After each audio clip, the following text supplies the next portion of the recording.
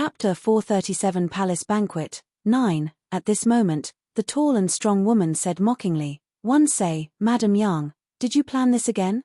No matter what, Yang Wanning is still the daughter of the Yang family. If something happens to her, it won't look good on you either. After interacting with her for the past 2 years, I thought she was a good person. One sure didn't expect her to be this vicious. She was going to completely destroy Yang Wanning. Isn't this normal? As long as Yang Wanning is alive, her daughter will always be one rank lower." You people, hearing the crowd's words, Madame Kui gritted her teeth in anger, but she did not dare to offend them. After all, she was a person without an imperial mandate. Without the Empress' permission, she wouldn't even be able to enter the palace. Thinking of this, she could only turn to the Empress for help. The Empress glared at her and saw the round red dot on the captured woman's forehead. "How dare you, a palace maid, have an affair with another man in the palace? Someone beat her to death and throw her into a mass grave." As for Chen Fang, when the Empress said this, a woman suddenly rushed in from outside and kneeled. "Empress, one beg you to spare my son's life. I will definitely discipline him strictly in the future." At this point, she grabbed Chen Fang, who had just put on his clothes, and slapped him twice. "You unfilial son, it's fine if you usually flirt with the women outside. But do you think the palace is a place for you to mess around? I'll break your legs when we get back." Chen Fang dodged as he replied, Mother, listen to me. One was knocked unconscious and thrown here. One also." The Empress immediately stopped him. "That's enough. You can go back and settle your family's matters yourself." However, Chen Fang must leave the palace immediately. Unless he can enter the court as a scholar, he will not be allowed to enter the palace for life. "Thank you, Empress." Mrs. Chen brought Chen Fang to kowtow and immediately dragged him out of the palace. As for the palace maid, she was dragged out by the 2 other maids beside the Empress. Then, waves of screams could be heard, and soon there was silence. Meanwhile, the Empress rushed back to the Hall of Diligent Government with a dark expression. Seeing this, Madame Kui immediately jogged to catch up. Seeing this, the women more or less understood what had happened. However, they did not dare to talk about the Empress, so they gossiped about the Kui family. They felt that Madame Kui must have arranged for today's incident. The tall, strong woman looked at Yang Wanning and asked, "Wanning, did your stepmother arrange what happened today?" Yang Wanning shook her head and said, "I'm not sure either. Previously, I was chatting with Princess Mingyu in the pavilion. Later, a palace maid accidentally splashed water all over me. Princess Mingyu brought me here to change my clothes, but someone by the emperor called her away. Granny Liu was asked by my cousin to bring me clothes, so we went to another room to change. As for what happened, I really don't know." "Your cousin gave you clothes? What do you mean?" "Oh, I know. The clothes the Yang family had previously prepared for her are not suitable, whether in color or style. I'm sure she had to ask her cousin for help." At this time, a 12 or 13-year-old girl smiled and spoke up. "Wait. Your cousin, which cousin, could it be? He's my 3rd cousin from the Jiyu family. He just entered the capital 2 days ago."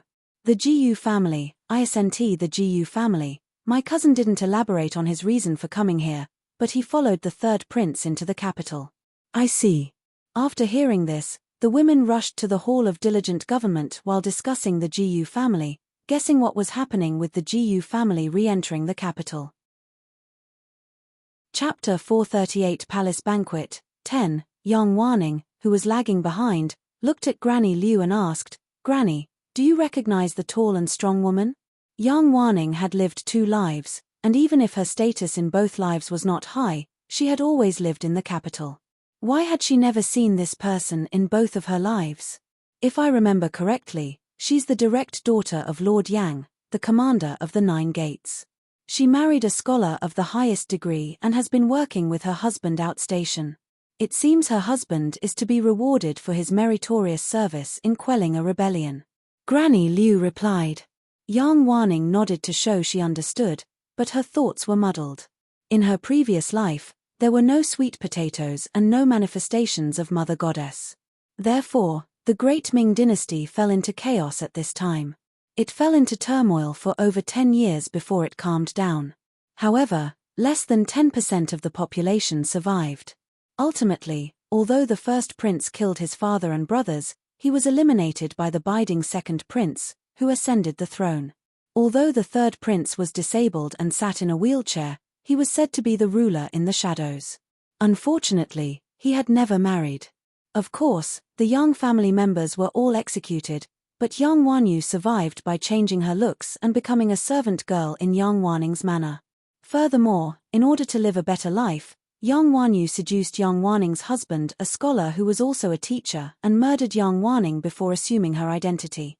Before she died, she also learned from Yang Wanyu that Yang Waning's mother had been deliberately frozen to death, that she had been duped into marrying the scholar, and that her brother had been forced to become a hooligan who did all kinds of evil deeds. He died tragically in a gambling den. But everything changed after Yang Waning regressed. Everything in her previous life could no longer be used as a reference. No, not entirely. The fight for the throne would not change, and what changed was only that the commoners had ended their troubled times ahead of schedule. When the Empress arrived at the side hall of the Hall of Diligent Government, she turned around and kicked Madame Kui. "What are you doing? I've already set up the stage for you, and you ruined it. Empress, please calm down. I was acting according to the plan." Who knows? Madame Kui paused for a moment and continued, "Could it be that the little bitch sensed something? So, when the Empress heard what she said, she remembered Yang Waning's new clothes. The fabric and style were definitely not something that she could afford. After that, she quickly asked her personal palace maid to go outside and ask around.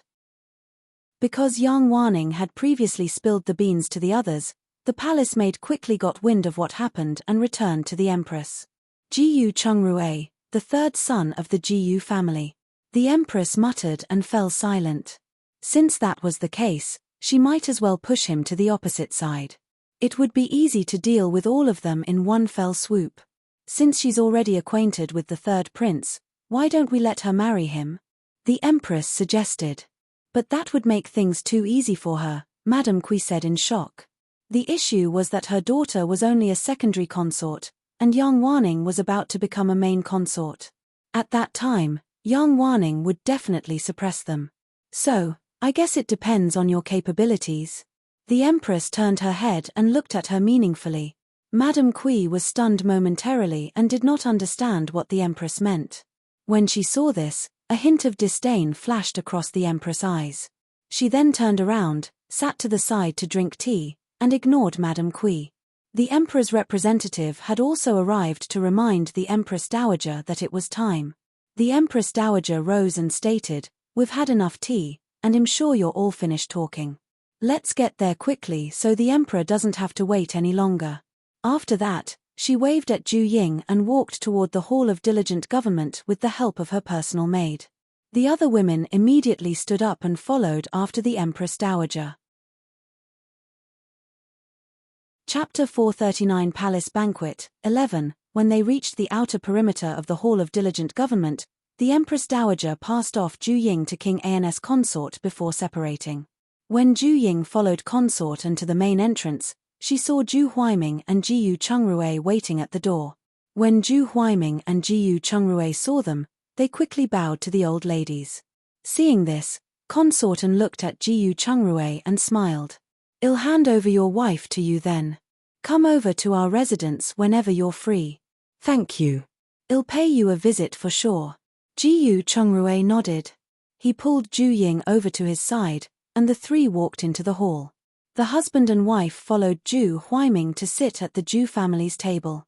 Zhu Huaiming pushed some snacks from the table toward them and said, "Eat more.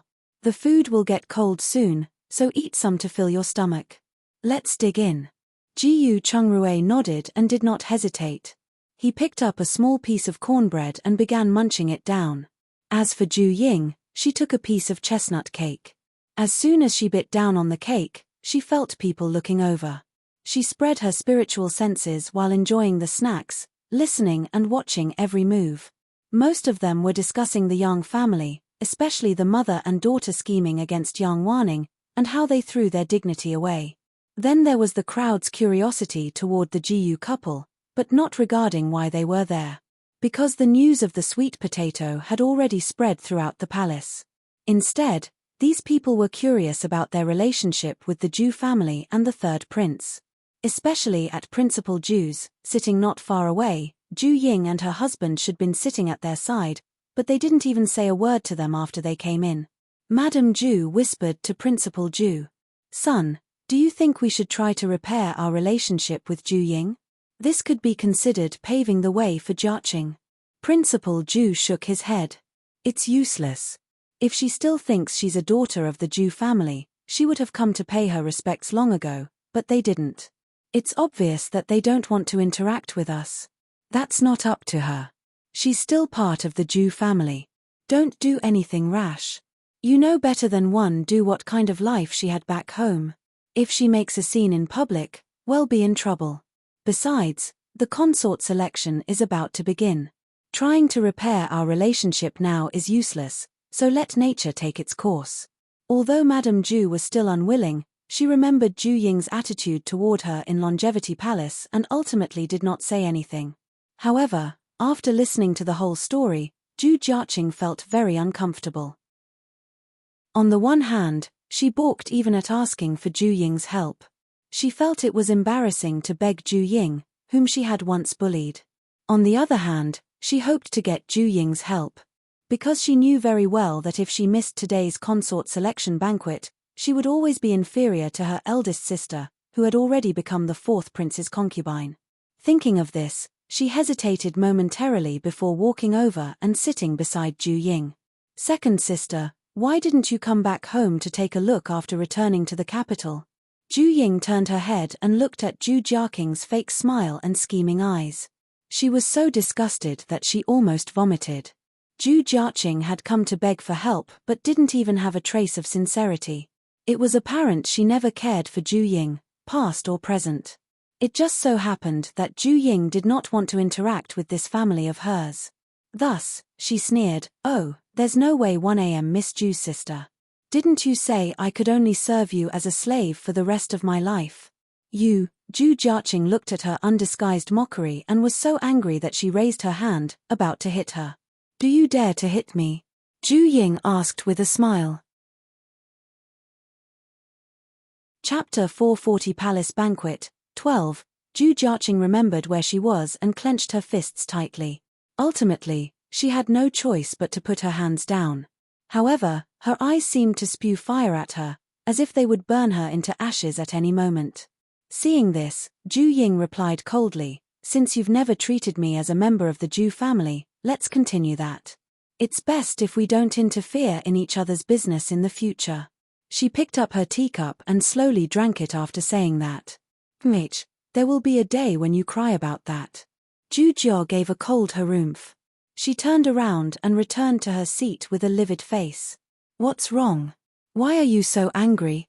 Madame Ju looked at Ju Jiaqing, whose face was twisted with anger, and patted her back. "It's fine. She said that we should mind our own business in the future and not interact with each other anymore." Ju Jiaqing spat with an angry expression. As for Ju Ying's bullying of her, she did not mention a word about that. If her father had found out what she had done in the past, she would not hear the end of it. How preposterous. She has forgotten where she has come from. All right, one think this is good enough. Don't look for her anymore. Principal Ju replied unhappily. At the same time, he felt uncomfortable, but he also knew this icy wall was not built in a day. Their relationship couldn't ease. Holding some prayer beads, Madame Ju pushed the teacup in front of Ju Jiaqing and said, "Listen to your father. Don't bother with her in the future. Let's just pretend that she doesn't exist in the Ju family." Ju Jiaqing heeded their advice, but the anger in her heart didn't subside and instead grew more intense. At this moment, Eunuch Li sang loudly, "The Emperor has arrived, the Empress Dowager has arrived, the Empress has arrived, the eldest prince has arrived." She had no choice but to suppress the anger in her heart, stand up, walk to the middle, and kneel with the others. "Long live the Emperor! Long live the Empress Dowager, the Empress, the first prince, for 1,000 years, 1,000 years, 1,000 years." At this moment, the Emperor, who had walked to the side of the dragon throne, was about to sit down when he suddenly felt a tightness in his chest and fainted. Fortunately, Eunuch Li was quick enough to catch him but couldn't hold him with one hand. The two of them almost fell together. The eldest prince and the third prince rushed together and helped them up. They quickly helped the emperor onto his throne. At the same time, the Empress Dowager and the others exclaimed, "Your Majesty." Eunuch Li, who had stabilized himself, hurriedly called for Principal Ju. "Imperial Physician Ju, hurry up and see what's happening with the emperor." Principal Ju immediately squeezed out of the crowd and jogged over, taking the emperor's pulse. The Empress Dowager stared at Principal Ju. Because she knew that although the court was calm, undercurrents surged below. If something happened to the emperor, the Great Ming would be in chaos, and there would likely be another civil war. Nothing must happen to the emperor. A moment later, Principal Ju released his grip. It looks like Hez in a state of anxiety, but it doesn't seem like it at the same time. Let's wait for the emperor to wake up and ask him how he feels. After saying that, he took out a needle bag from his sleeve. The empress understood and immediately asked the palace maid to light a lamp and hand it to him. After disinfecting the silver needles, Principal Ju inserted one into the emperor's body. Soon, the emperor woke up. At first, he was at a loss, but after returning to his senses, he looked at Headmaster Ju and asked, "Dr. Ju, what happened? Judging by your pulse, it seems like you're suffering from an acute heart attack, but I need to ask you, are you still feeling unwell?" The emperor calmed down, felt his personal state, and knew he had to say it was nothing, even if there was something. He shook his head and said, "Maybe I didn't sleep well yesterday, so I'm just a little dizzy. It's fine. You can go down." Chapter 441 Palace Banquet, 13. He was panicking in his heart, however, because he felt as if someone was pinching his heart with their hands and he could die at any time. Even now, he still felt a tightness in his chest, but he still forced himself to sit up straight and wave his hand. "Rise." "Thank you, Emperor." After everyone returned the greeting, they sat back down one after another. At this moment, the emperor felt like the clouds had cleared and the sun had appeared. He relaxed a great deal. The Empress Dowager and the others saw that his expression had finally smoothed out and heaved a sigh of relief. They each sat back in their seats.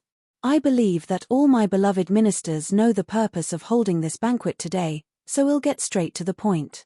After he finished speaking, he looked at Eunuch Li. Eunuch Li understood his intention, so he had a young eunuch take out an imperial edict. "By the will of the heavens, the emperor has decreed that King Xian has made outstanding contributions by quickly promoting winter wheat planting. Special reward, 1,000 taels of gold, cloth. His son, the son of King Xian, Yang Ziheng, will be transferred from the Imperial Academy to the Ministry of Revenue and serve as a 5th-grade counselor." "Thank you, Emperor. Long live my emperor." The father and son were delighted. They immediately went forward to bow and take the imperial edict from Eunuch Li's hands. Next was the third prince. Because of his contribution to promoting white sweet potatoes and quelling the rebellion, he was conferred the title of King Rui and given 10,000 acres of land. The first prince and the fourth prince were bestowed with the titles of King Hui and King Kang, respectively, also because of their contributions to quelling the rebellion. There were also more miscellaneous meritorious awards given to various officials. Eunuch Li took out the last imperial edict and read, "The emperor has decreed that the design of the water wheel and the planting technique of the sweet potato are from Jiyu Chungrui and his wife." He also led his clansmen and the Qian clan to invent the first water wheel and promote white sweet potatoes to the masses. The Jiyu family is hereby pardoned.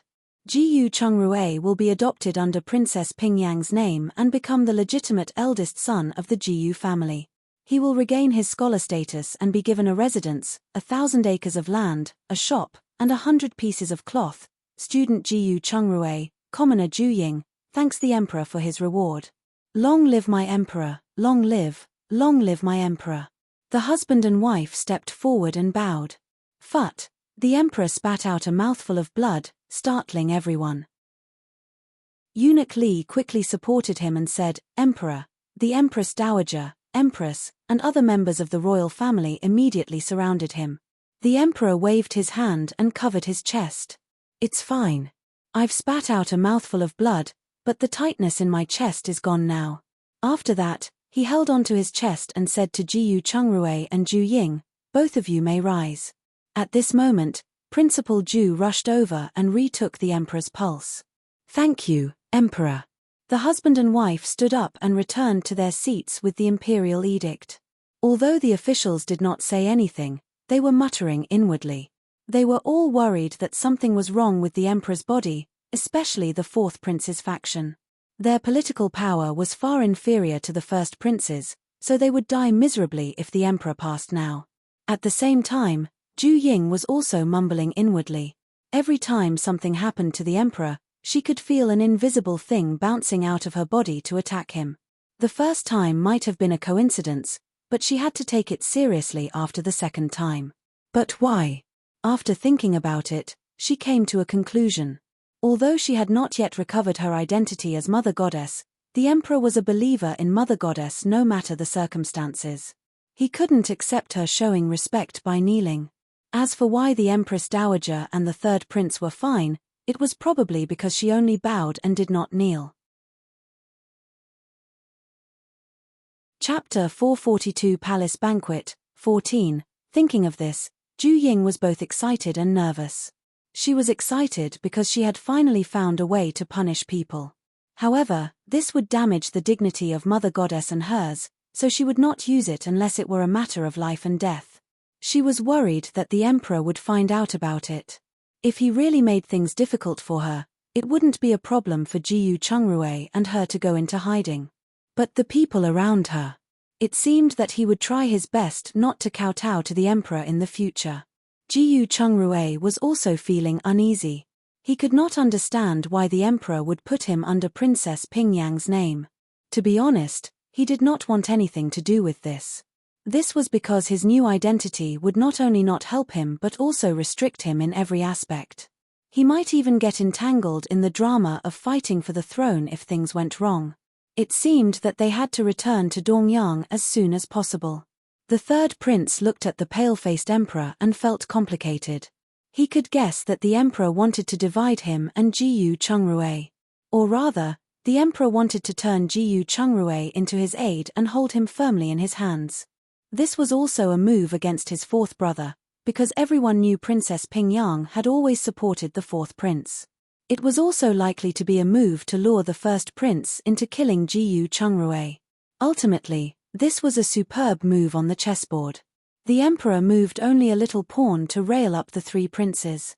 At the same time, although the Empress, the first prince, and the fourth prince did not overthink it, they also had their thoughts about the situation.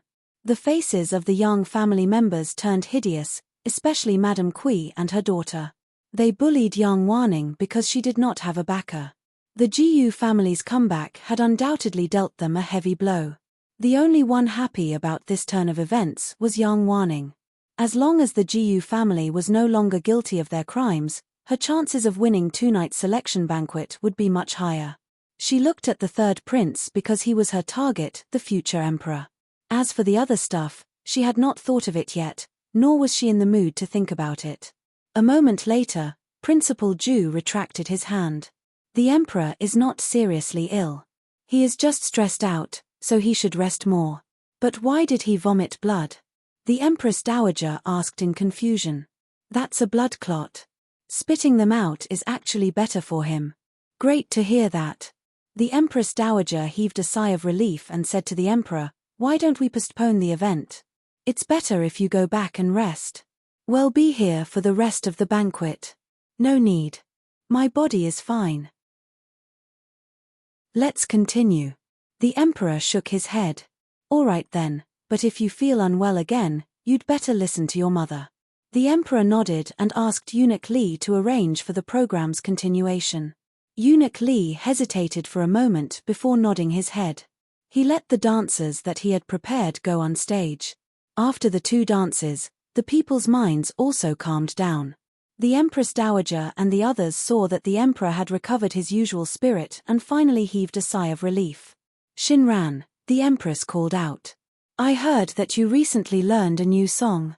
Play it for your father. Let's see if you've improved." "Yes, Mother." The eighth princess nodded and walked to the center with her peeper. She bowed to the emperor and said, "Please give me your opinion after this, imperial father." After saying that, she sat on a stool the palace maid had brought and read it herself. She started by mimicking a bird's cry, which was great when played with a peeper. The following performance was like a gathering of birds. The tone was bright and cheerful, giving off a happy feeling to the audience. Chapter 443 Palace Banquet, 15. After the song ended, the emperor laughed and said, "Not bad. You sure have improved quite a bit recently.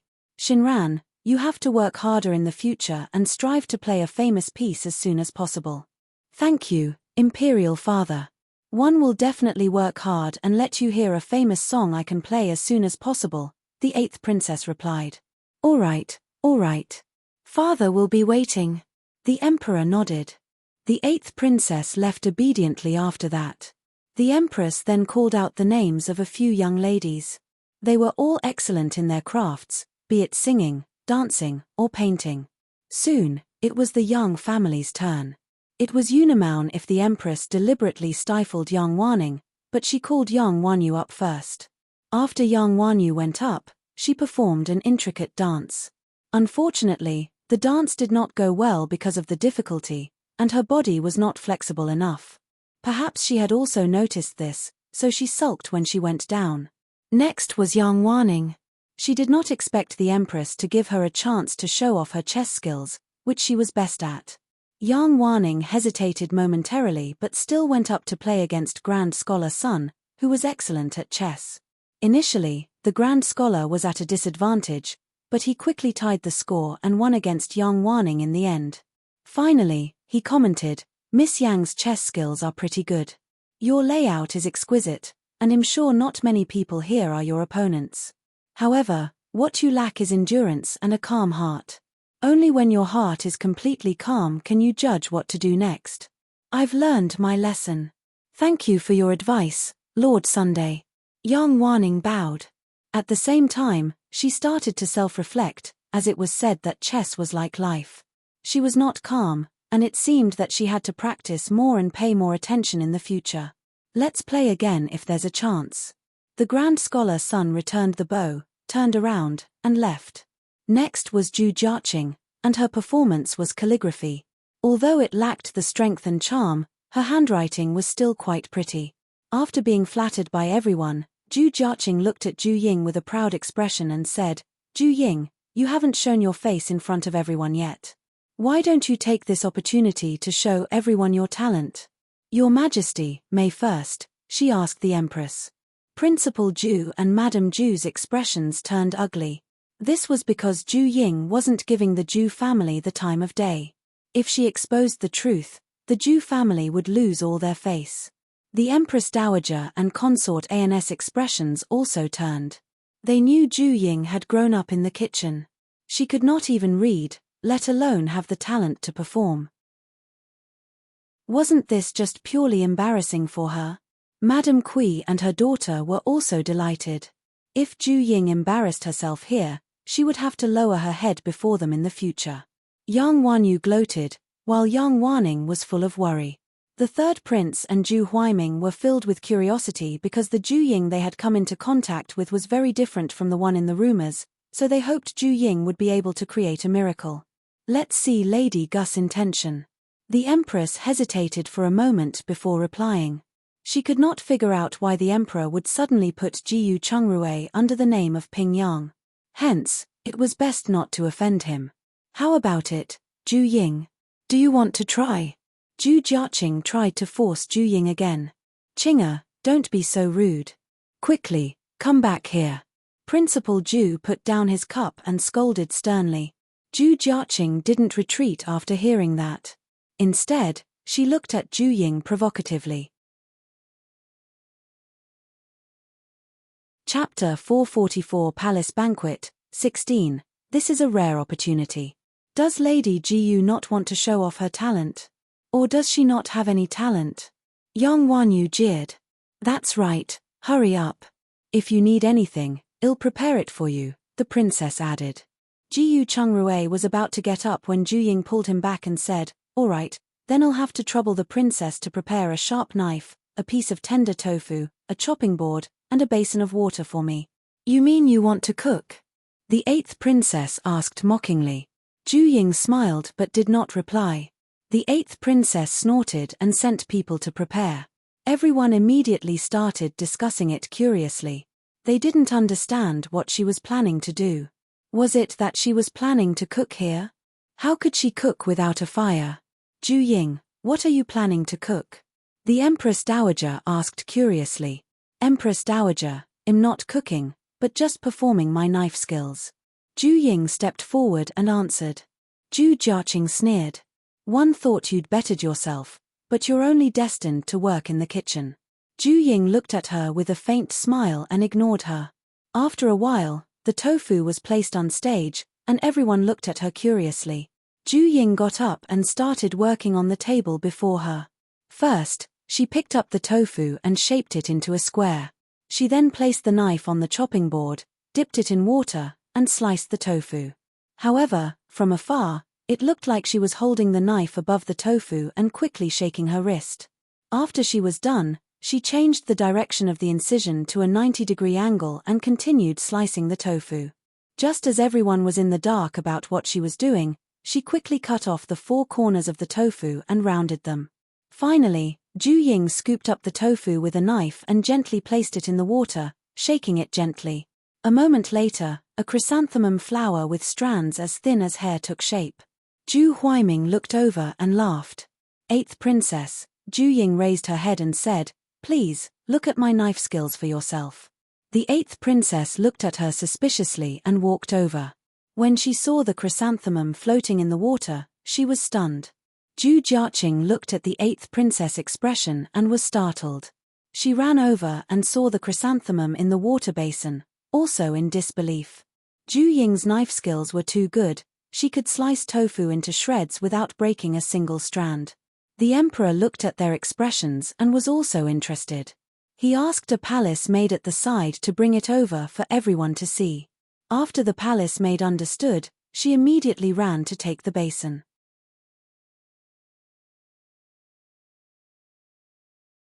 Chapter 445 Palace Banquet, 17. What's so great about it?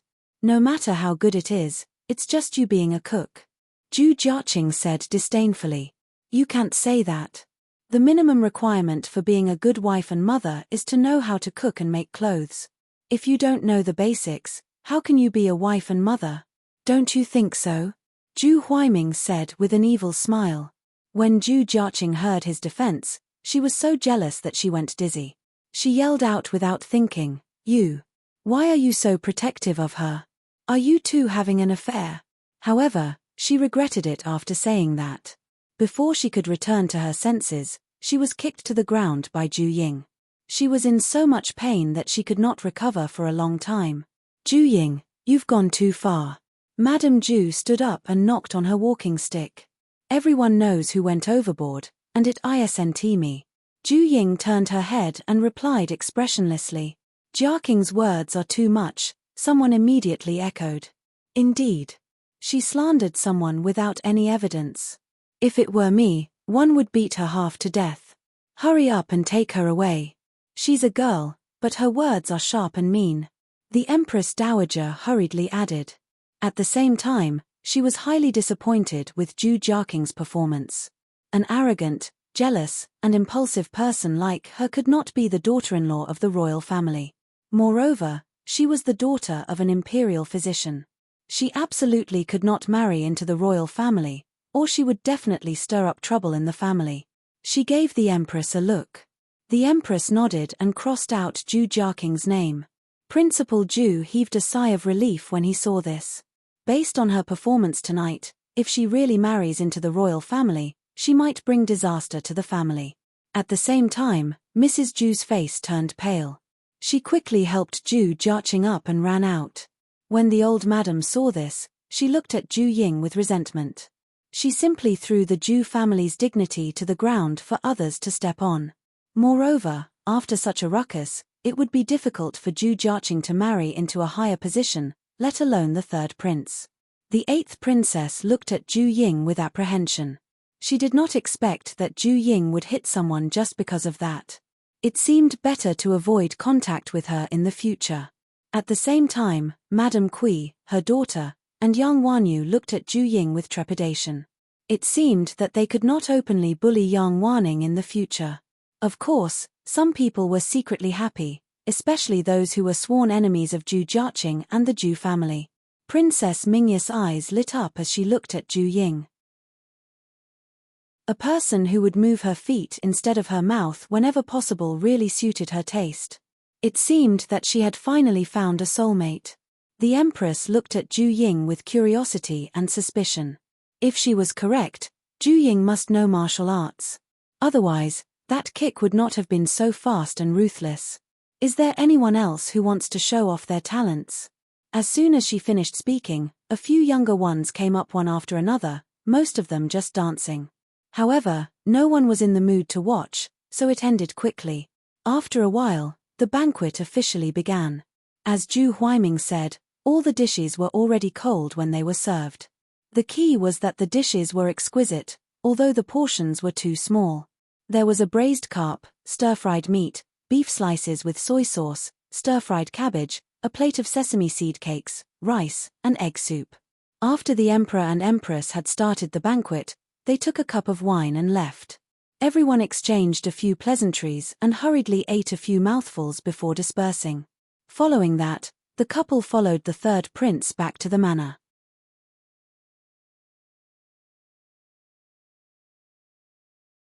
After he sat down, Ju Huaiming stepped forward and bowed solemnly. I, Ju Huaiming, pay my respects to King Rui. Long live, Your Highness. The third prince glanced at him and said, That's enough. It's just a title. Is there a need for that? Why not? Ju Huaiming sat down. A prince is just an identity, indicating that you are the emperor's son. A king's title is one of nobility and holds real commanding power. He asked in confusion, but why did the emperor confer all three of you as kings today? Did he deprive all of you of the possibility of inheriting the throne? Could it be that he has his eyes on the seventh or the ninth prince inheriting? It's hard to say. Maybe he wants to sit on the throne for a few more years. After all, based on the first prince's current momentum, he will force the abdication in another 2 or 3 years even if the emperor doesn't step down. Serves him right. He was the one who single-handedly supported the Marquis of Dingan, the Sun family. Chapter 447 Various families' reaction. 2. It's just political trickery. Otherwise, why do you think he suddenly put Jiyu Chungrui under Princess Pingyang's name? Princess Pingyang didn't even enter the Jiyu family's ancestral grave. Actually, she's no longer considered a wife of the Jiyu family. Ju Huaiming heard him mention this and immediately understood the crux of the matter. His heart sank as he said, he wants to place brother Jiyu in the limelight. Exactly. Speaking of which, it's also my fault. Previously, he had no intention of rewarding them, and I was the one who recommended them. One didn't expect such an outcome. You can't say that. Thief contributed a lot to promoting the concept of eating potatoes instead of rice. Since that's the case, let's give her a push. Even if being Princess Pingyang's son doesn't have a title, he should at least have an official position. Let's wait a little longer, and we'll ask the couple's opinion on this later. Don't make things worse. That's true. Ju Huaiming nodded. He remembered another purpose for tonight and asked curiously, by the way, there are many girls at the banquet tonight. If there's any you fancy, you have to act in advance. Otherwise, the Empress will probably not arrange for a girl with powerful in-laws for you. Not everyone is like Grandpa, wholeheartedly acting for our country. So it doesn't matter who you choose. As long as she comes from a clear background and isn't a spy, it's fine. Ju Huaiming nodded and didn't say anything else. Instead, he asked, you should have a goal so we can vet her in advance. After hearing this, King Rui hesitated for a moment. Let's do so then. One have an eye on the granddaughter of the Grand Scholar's son, Sun Miaoke, as well as Hong Suji from the Hong family of the Minister of Human Resources. These two are decent, especially Sun Miaoke. She has the reputation of being the capital's most talented woman. Moreover, Grand Scholar Sun is noble, so he won't arouse the emperor's suspicion. Don't just talk about me, you're half a year older than me. Do you have anyone you like? If you do, you must hurry up and take care of it. Otherwise, it'll be too late once your sweetheart marries someone else. Zhu Huaiming was stunned for a moment before shaking his head. I'm not in a hurry, especially when I'm not at home often. Let's wait and see. When King Rui heard this, he knew that Zhu Huaiming was thinking of the deaths of his grandmother, aunt, and cousin-in-law. He stood up and patted his shoulder. I guarantee no one will dare touch the Zhu family within 5 years. 5 years later, no one can touch the Zhu family. Zhu Huaiming paused for a moment before he understood what he meant. He smiled and said, then I'll look for it. Yes, you're not young anymore. Settle down early and give birth to a son and a daughter, and Grandpa will be at ease. Zhu Ying entered her interspace and first went to the Zhu family through the Mother Goddess Temple. Madame Zhu's Pine Crane Hall was now filled with people. Zhu Jiaqing kneeled on the ground and wiped her tears, looking wronged. However, no one in the room really cared about her. Especially her 2 stepsisters, 3 cousins, and their mother. Their gazes were even more unfriendly, and there was even some hatred. Her actions today would hinder not only her own marriage but also those of her 5 younger sisters, who would also be implicated. Of course, some people were also gloating, with Zhu Ying feeling the same way. After a moment of silence, second Aunt Zhu said, Mother, based on the situation, it's better to send Jiaqing to the manor to stay for some time. It won't be too late to bring her back after the rumors pass. That's right, Mother. She won't be able to participate in the consort selection this time. Why doesn't she leave and hide from the trouble? Second Uncle Zhu echoed. You, that's just cruel. Zhu Jiaqing heard them and cried even louder. Chapter 448 Various Families' Reaction. 3. Madame Zhu said impatiently, All right, stop crying. Look at you. You are usually quite the level-headed girl. How can you say such thoughtless words on such an occasion? I didn't want to either. But Zhu Ying was so infuriating. Are you trying to make an excuse? You've already been humiliated by her. Why are you still provoking her? Principal Zhu spoke up unhappily. But Zhu Ying has gone too far too. How could she hit someone in public? Mrs. Zhu huffed indignantly. You still have the cheek to say that. It's all your fault. Look at what your daughter said today. Mrs. Zhu was about to speak when Madame Zhu knocked on the table and said, All right, it's the parents' fault for not teaching the child. You share some of the responsibility for what she has done today. Let me ask you now, do you agree with what your brother-in-law and his wife suggested? I agree. Let her go and reflect on herself. Principal Zhu looked at Mrs. Zhu and added, You should go with her and teach her well. Mrs. Zhu gripped her prayer beads tightly and finally nodded. This matter is settled. You can all leave. After Madame Zhu finished speaking, she stood up and returned to her room. Everyone stood up and walked out. Only Principal Zhu followed the madam into the inner room. After helping his mother sit down, he asked, Mother, what do you think about Zhu Ying? What else can I think? Just treat it as if we raised an ingrate. It's good that she doesn't want to acknowledge us, as I don't want to acknowledge her either. That's good. Anyway, she's already married, so let's pretend there's no such person in the family. You should also restrain the women in the family from taking the initiative to provoke her. Otherwise, with her reckless personality, she might do something rash. All right, I got it. You should also instruct the kids. On the other end, Ms. Zhu sent Zhu Jiaqing back to her courtyard and said, Let the maids pack some warm clothes for you. It's colder in the manor than in the city. Mother, are we really going to stay in the manor? What else? Do you know how much trouble you've caused today? Learn more from your sister in the future. You have to be calm when things like this happen. When will you change your impulsive personality? Zhu Jiaqing. You only know to say her name daily. Why should one learn from her? Mrs. Zhu looked at her twisted expression and was surprised by the intensity. She shook her head and said, as someone younger, you first have to face your shortcomings. If you can't even face your own shortcomings, how can you improve? Think about this carefully. After saying that, Mrs. Ju turned around and returned to her room.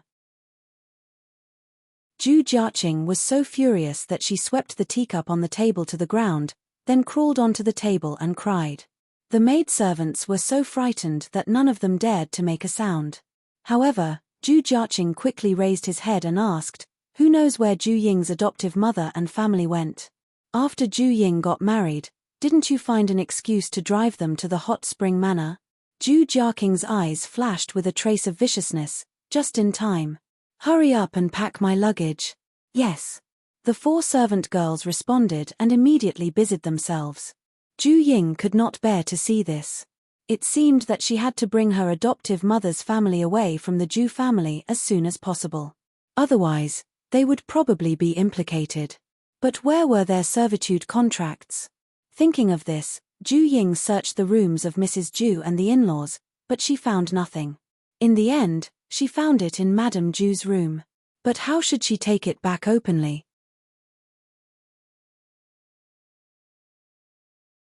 Chapter 449 Various Families' Reaction. 4. After hesitating momentarily, Ju Ying decided to return and think of a foolproof plan with Jiyu Chungrui. She threw this to the back of her mind and went to the Yang family. At this time, the lights in the Yang family were out. Madame Kui tossed and turned in the main house of the central courtyard, unable to sleep because of what had happened today. Yang Shicheng was also a little annoyed by her. He sat up and said, "You can flip in this bed as much as you like. I'm going to the study to sleep." After saying that, he began to put on his clothes. "Wait. Since you're not asleep, let's talk." Madame Kui quickly grabbed his wrist. "Hurry up and say it.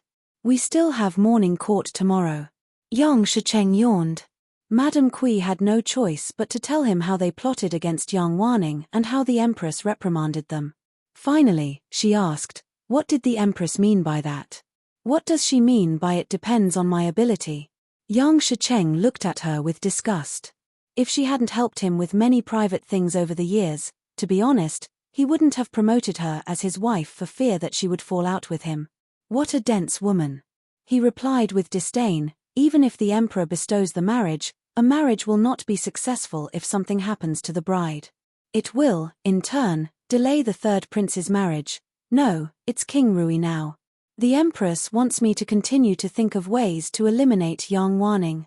Madame Kui shook her head and continued, "But after a bestowment, she would be considered half a member of the royal family. How could I escape unscathed once the 3rd prince investigated when something happened to her?"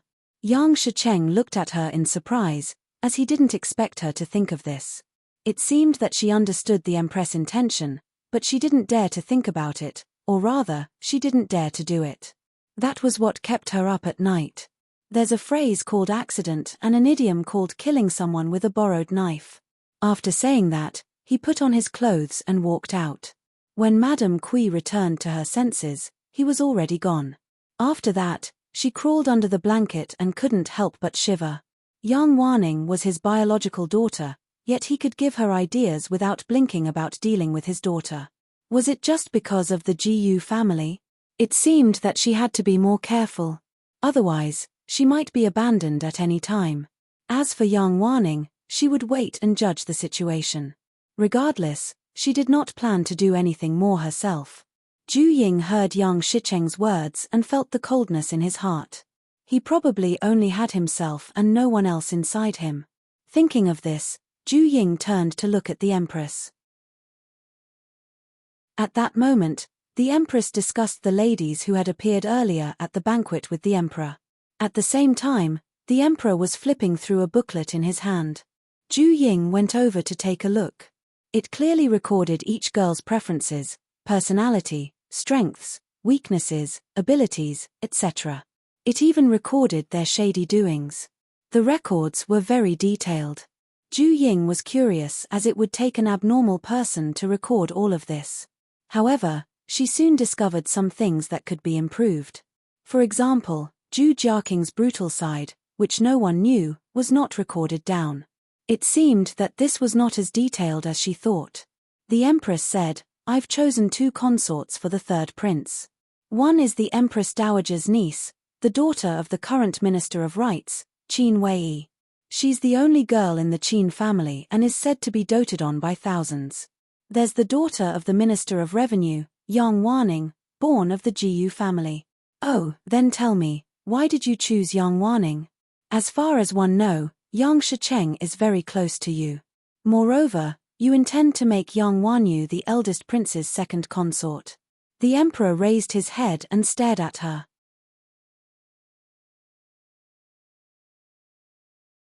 Chapter 450 Various Families' Reaction. 5. Yang Wanyu was currently the Yang family's favorite, while Yang Wanning, the eldest daughter, was effectively abandoned.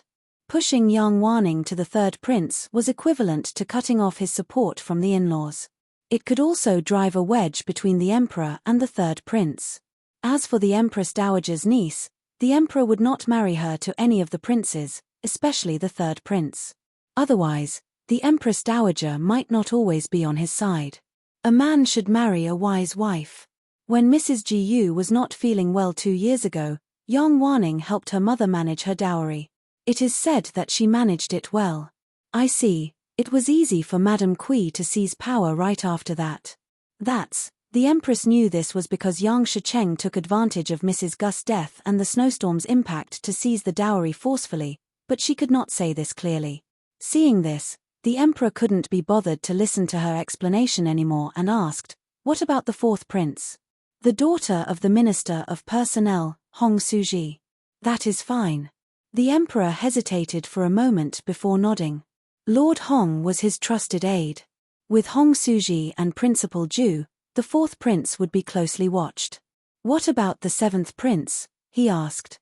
The daughter of the Grand Scholar Sun Miaoke. How about her? The seventh prince and the Grand Scholar Sun have a teacher-student relationship. They will be satisfied with this arrangement. The emperor flipped through Sun Miaoke's information and found that she was a woman with many talents. Her best points were that she was strong and decisive, dealing with problems swiftly and decisively. He shook his head. Sun Miao can be assigned to the third prince. He's not home all year round, so he needs a capable wife. He paused momentarily and continued, Yang Wanning will be his concubine as well. As for the seventh prince, his mother doesn't have anyone in the imperial court, so let's choose Yang Yurong to be his wife, the direct granddaughter of the Nine Gates Admiral Yang. The Empress' heart skipped a beat when she heard this. The Nine Gates Admiral was in charge of the entire capital's military forces. It could be said that he was even more of a threat than the Ju family. This was also why she had never nominated anyone from this family, nor did she dare name someone to the first prince. What did the emperor mean by this? Was he starting to support the seventh prince? It's settled then. Inform the Ministry of Rights to start preparing wedding attire for them. The imperial edict will be issued tomorrow for them to get married one after another. After the emperor finished speaking, he returned to his study to draft an imperial edict for bestowing marriages. The empress looked at his back and almost crushed the cup in her hand. However, after taking a deep breath, she quickly regained her composure and asked someone to prepare a bath to wash up. Ju Ying was really impressed. It seemed that the empress job was not something anyone could do. She glanced quickly at the first prince's and fourth prince's residences. Perhaps it was too late, but they had already slept. Thus, she left and started to get busy. After they were done with their work, the husband and wife sat together for supper. Ju Ying told Jiyu Chungrui about the emperor's series of arranged marriages and said, the emperor is really good at balancing power among his sons. Out of the 4 princes, 3 had military power. Although the 4th prince doesn't have one, his mother's side of the family is the prime minister, who is second only to one person and above all others. Now that he will be connected to more powerful in-laws, his status in the court cannot be underestimated. That's why I said it's not easy to be an emperor. He has to consider all aspects. Otherwise, he'll lose his balance and be screwed. Since the emperor knows about Yang Wanning's situation in the Yang family, why would he appoint her as the third prince's concubine? It's just like suddenly putting you under Princess Ping Yang's name. It's a little confusing. I have a bad feeling about this. After we receive the reward, we should return to Dongyang. Are you saying that the emperor wants our lives?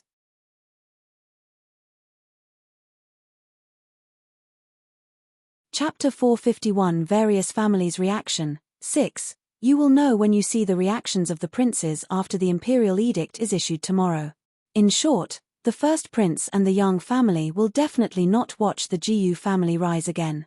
They will even use us to attack the third prince. As for the fourth prince, I'm not sure at the moment. They might try to rope him in, or they might directly become enemies. The son of Princess Ping Yang, the concubine of the third prince. Zhu Ying could not help but mutter after hearing that.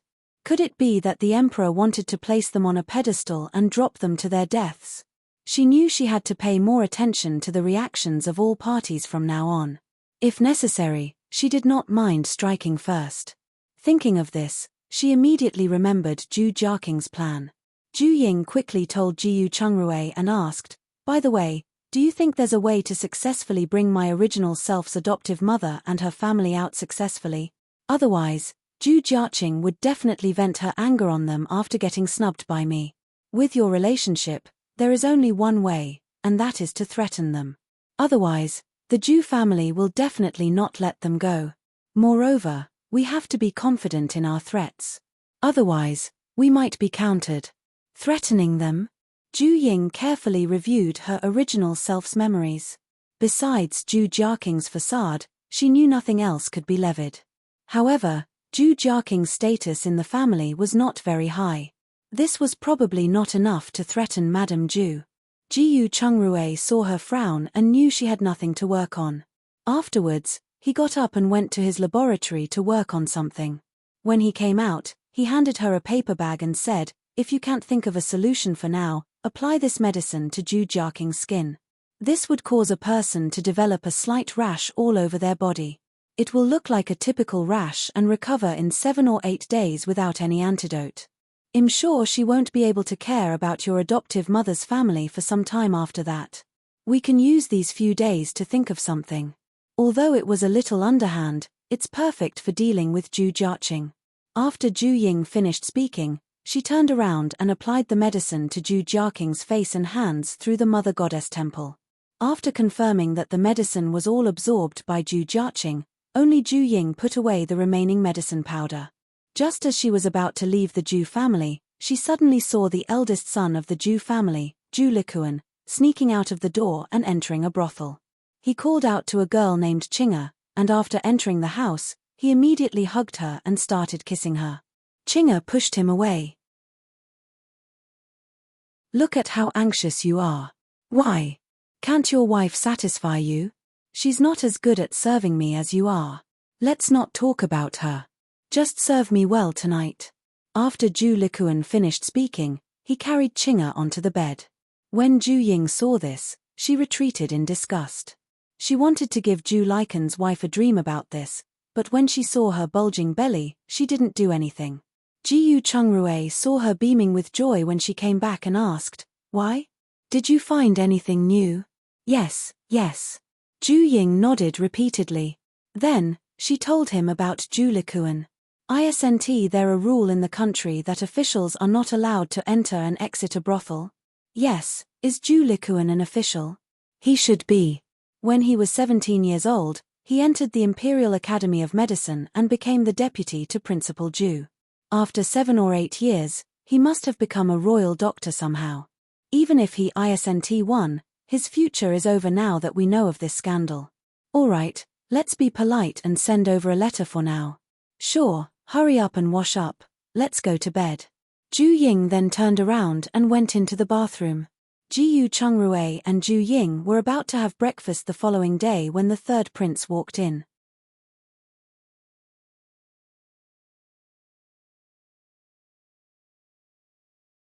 "I've sent people to investigate the soldiers. Besides saving Yang Wanning, they didn't bring any outsiders along the way. That night, the soldiers searched the entire camp for the dead snake but couldn't find it.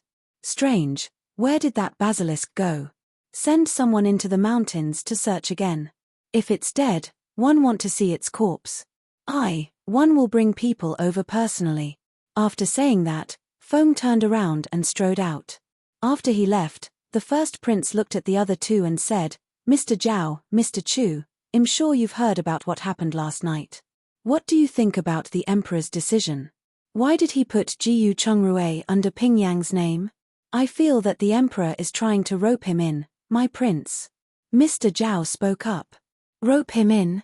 Yes, you can also say it's to control him. Whether it was the water wheel or the sweet potato, they were rare, excellent findings. It could be said that it was not an exaggeration to say that it saved our country 1,000 years of hard work. No one could guarantee that the couple would again come up with something similar. If there is, with this identity, the emperor can directly take it over instead of getting it through someone else's hands.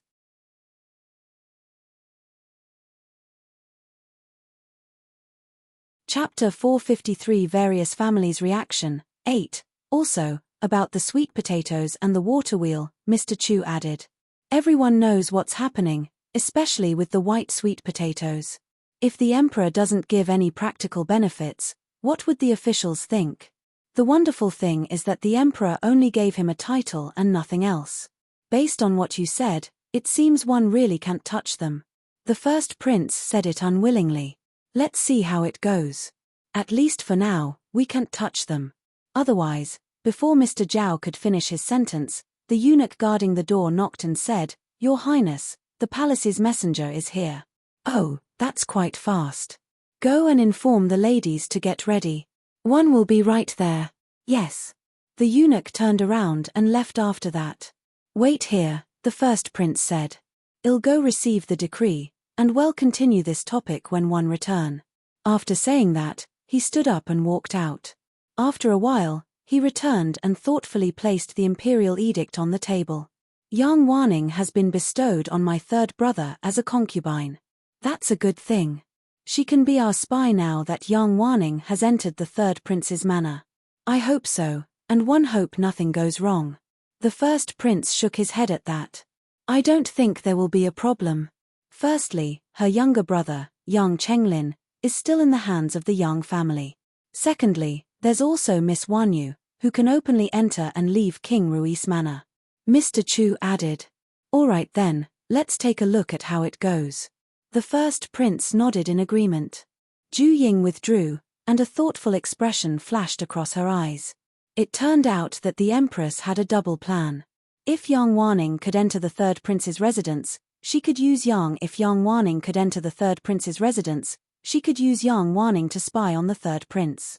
Even if it didn't work out, it would sow discord between the couple and affect their future children. If Madame Kui killed her, the empress would not suffer any losses, but she would also have a hold on Madame Kui. The Yang family would only be more loyal to the first prince. It seemed that the empress had calculated this well. Ju Ying was about to look at the fourth prince's residence when the old butler ran in. "Lady Ji Yu, Eunuch Li will be here soon to announce the imperial edict. You and young Master Ji Yu should hurry to the front yard and wait." "Thank you, Uncle Feng. We'll be right there." After Ju Ying finished speaking, she went to the study room to call Jiyu Chungrui. Then, the two simply tidied themselves up and followed the old butler to the front yard. The third prince was already waiting there when they reached the front courtyard. When he saw them coming, he looked at Jiyu Chungrui again and instructed, "After entering the palace, speak less and listen more." "Understood." Jiyu Chungrui nodded solemnly and stood behind him. Soon, Eunuch Li and other eunuchs arrived. The husband and wife kneeled while the third prince received the imperial edict. The content was to bestow the third prince with 2 concubines.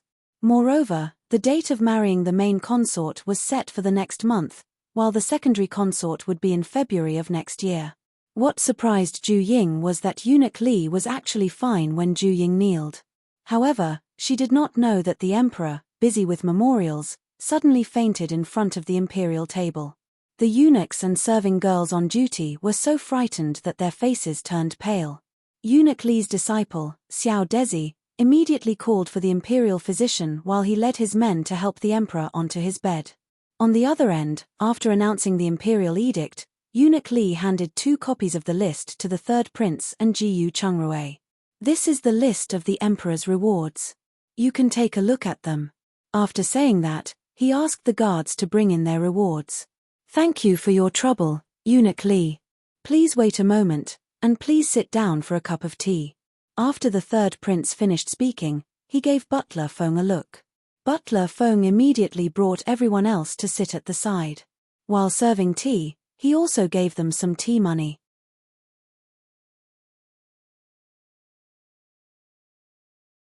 Chapter 454 Various Families' Reaction. 9. The third prince sent someone to check the two lists.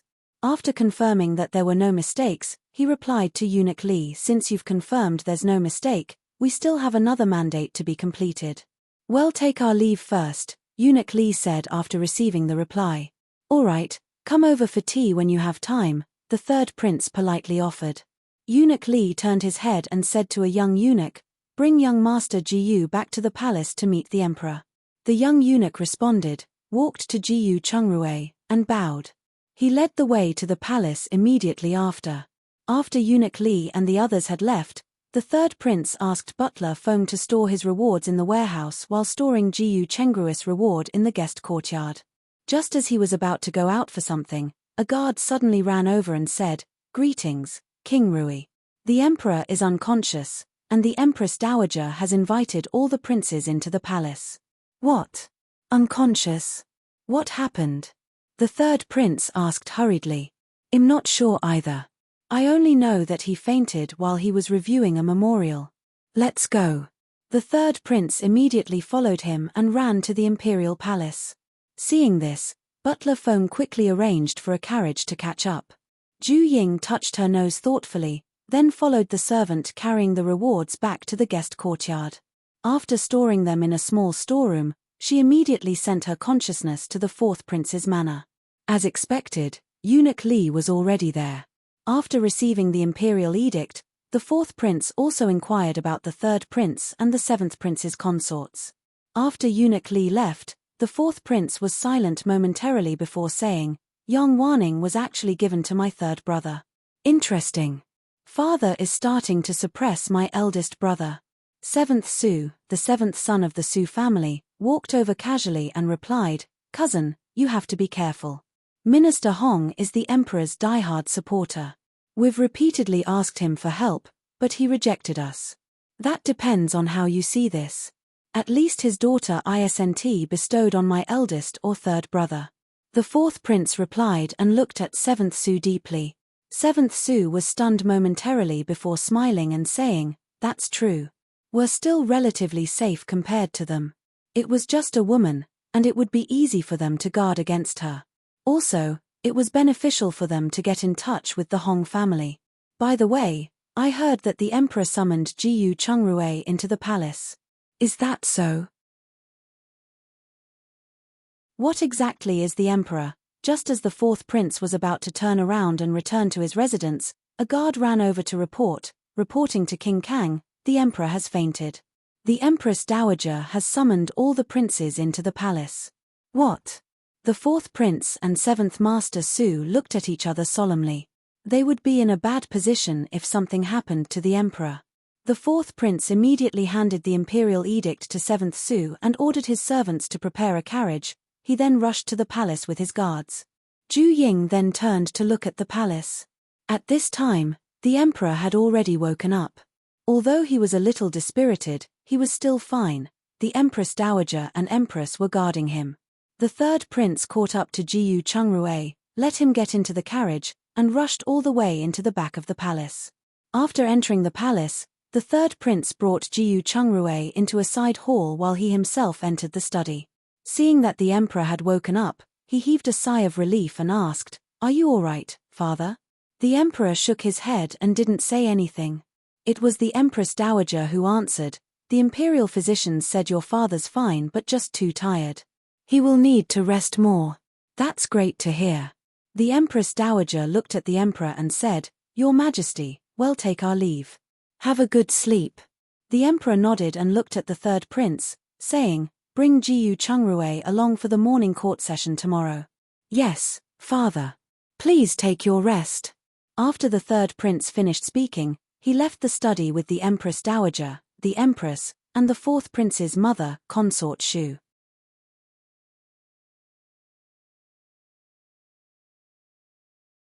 Chapter 455 Various Families' Reaction. 10. When the third prince came out, he happened to run into the first prince and the fourth prince. They paused after bumping into each other, and the first prince hurriedly asked, "Grandmother, mother, how is father?" "He's fine. It's just that he has been tired recently. He'll be fine after a good rest." The Empress Dowager hesitated momentarily before adding, "Since you're here, go in and visit him. However, don't disturb your father if he's asleep." "Understood, Imperial Grandmother." The two princes walked into the Emperor's study with light footsteps after that. The Empress then said to the third prince, "Third prince, I think you have received the imperial edict. Marrying a consort is a major event in one's life, so you have to prepare as soon as possible. Later, I will send over Granny Qiao to help you." "Isn't the first prince also marrying a secondary consort? You still have to manage the palace affairs, so you'll need the extra help." "I'll send over Granny Liu to help the third prince," the Empress Dowager said. "Many thanks for mother's concern. I can rest assured with Granny Liu helping out." The Empress nodded in agreement. However, she clenched her fists silently. "Thank you, Imperial Grandmother." The third prince stepped forward to support the Empress Dowager. "All right, let's go. Come with me. I'll get Granny Liu to return with you and get you ready in a while." "All right." The third prince nodded and told someone to inform Jiyu Chungrui to return home before following the Empress Dowager to her longevity palace. It looks like the Empress Dowager still likes the third prince the most. Consort Shu shook her head and replied with a helpless expression. She then turned around and gradually walked away with the help of her palace maids. The Empress sneered and ignored her. She waited for the first prince to come out before leaving with him. After Jiyu Chungrui learned that he did not need to see the emperor, he heaved a sigh of relief, but at the same time, he was a little unhappy. This was just a word from the emperor, and he had to run all the way here. If he didn't know that the emperor was actually sick, he would have thought the emperor was deliberately making things difficult for him. Suddenly, he thought of something, and his body stiffened. Jiyu Chungrui hurriedly followed the young eunuch out of the palace after that. Meanwhile, Zhu Ying found Eunuch Li and his group again, noticing they had just left the Sun family. Initially, she thought that the Sun family would be thrilled to receive the imperial edict. She didn't expect only Mrs. Sun to smile while Grand Scholar Sun politely sent Eunuch Li out. As for Sun Miaoke, not only was she not delighted by the announcement, but her face went pale with her eyes staring into the distance. She looked desperate and did not notice that the imperial edict in her hand was about to fall to the ground. When Mrs. Sun noticed her abnormality, she immediately went forward to take the imperial edict and dragged her daughter to the backyard. After helping her sit down, Mrs. Sun's heart tightened when she saw that her daughter looked like a dead person. She raised her hand and waved it in front of her eyes. "Meow meow, what's wrong? Don't scare me." After saying that, Mrs. Sun shook Sun Miaoke's shoulders after noticing she didn't react. Only then did Sun Miaoke come back to her senses. She raised her head and looked at Mrs. Sunday. However, she did not say a word, and her tears flowed down quickly. Mrs. Sun panicked, and her expression changed when she thought of something. She softly asked, "Miaoke, don't tell me you have someone you like." Sun Miaoke couldn't hold it in anymore and started crying. "Don't cry. Tell me what happened." "Mother, I like Cousin Yang." Sun Miaoke replied with a sob. Mrs. Sun was stunned for a moment and asked, "By Cousin Yang, you mean Yang Hengdong?" Sun Miao nodded with a red face. Mother Sun sighed after hearing this and replied with grief, What do you want me to say? Why didn't you say something earlier? Now that the imperial edict has been issued, do you want your entire family to be buried with you?"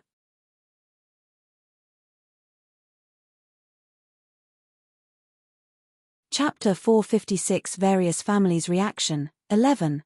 But, didn't Cousin Yang leave to serve the army? Lai said that after this training is over. Now, Sun Miaoke cried as she replied chokingly. "What now? It's too late." Mrs. Sun said angrily. Initially, She quite liked the third prince because he was the most noteworthy among the princes.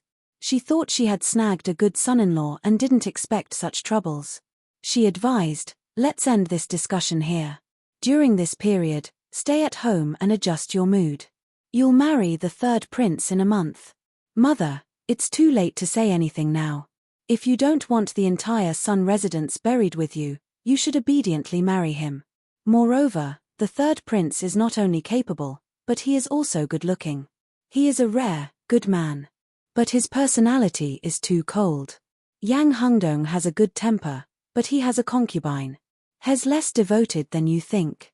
Since this imperial edict has been issued, you should properly sort out your emotions and marry the third prince." At this time, Grand Scholar Sun walked in and added, "Father, when did you arrive?" Sun Miaoke looked at Sun the scholar with a guilty look. "I was right behind you. I admit that Yang Hungdong is not bad, but he is not worth it for us to risk our lives to go against the emperor. But, think about it carefully. Why did he already have a concubine if he really liked you? That's right, meow meow. The one who loves the most will be the one who hurts the most. He has a concubine now and will have more in the future. Are you willing to serve a man with so many women?" Mrs. Sun reasoned. "The third prince will also have one in the future." "Yes, but you don't have such deep feelings for the third prince. Moreover, as long as you manage your marriage well, you can get a fulfilling marriage." After Mrs. Sun finished speaking, she walked out with Grand Scholar Sunday. Sun Miaoke was left alone in the room, crying silently. After she calmed down, she started to daydream. Finally, Ju Ying turned to the Yang family, noticing they were still waiting for Eunuch Li's arrival. Yang Wanyu, on the other hand, was clearly overjoyed, indicating they had already received some news about it. Mrs. Kui, on the other hand, was both pleased and concerned. Yang Shicheng's expressionless face made it difficult to guess what he was thinking. Meanwhile, the old madam sat inside, leaning against a chair and pretending to be asleep. Roughly 15 minutes later, Eunuch Li and the others finally came to announce the edict. After sending off Eunuch Li, Mrs. Kui went up to support her mother and said, "Mother, Wanyu is about to get married. You must give Wanyu a few good things as her dowry. That's for sure. No matter what, she will be a secondary consort and can't be wedded off shabbily." Madame Kui smiled and answered, "Grandma is right." Yang Wanning stepped forward and said, "I'll have to trouble Grandma to take care of my dowry too. You're not part of our family. How can you ask for a dowry?" Mrs. Kui turned her head and glared at her in dissatisfaction. "My biological mother is gone, and you're busy preparing Wanyu's dowry. One can only ask Grandma for help. Why are you in such a hurry? Your wedding date is after Wanyu's, so it won't be too late to prepare yours after she gets married. It's only less than half a month away. If you guys are too busy, why don't you return me my mother's dowry? I'll prepare it myself." Yang Wanning's expression suddenly hardened. "You, Mrs. Kui was stunned momentarily, then she replied angrily, What do you mean by that? Are you afraid that we will steal your mother's dowry?"